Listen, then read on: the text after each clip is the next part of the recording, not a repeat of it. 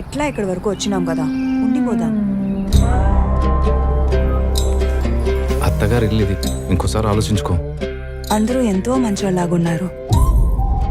నాకు చూస్తా అంటే ఎప్పటి నుంచో తెలిసినట్లుంది. నువ్వు చూస్తా ఉండు,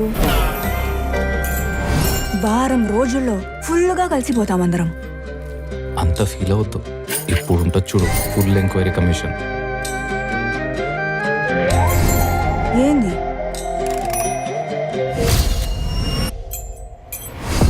ఏమిటో వాడు కూడా లక్షణమైన అమ్మాయిని చూద్దాం అనుకున్నాను. మన రాత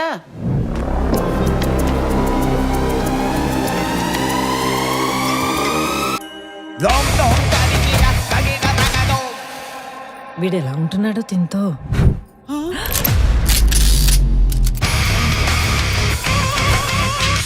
ఎక్కడి నుంచి పట్టుకొచ్చాడో ఈ పిల్లని.